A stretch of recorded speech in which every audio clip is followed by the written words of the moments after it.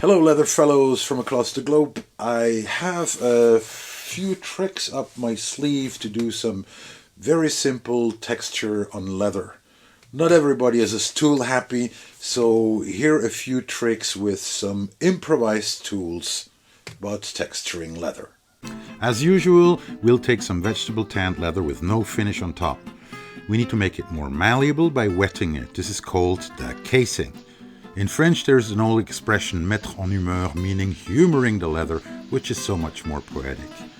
Process is easy. Run a wet sponge over the leather, soak it generously at first, and watch how the water gets sucked in. The goal is to humidify the leather without getting it soaking wet. As long as the leather is willing to absorb water, you should be fine.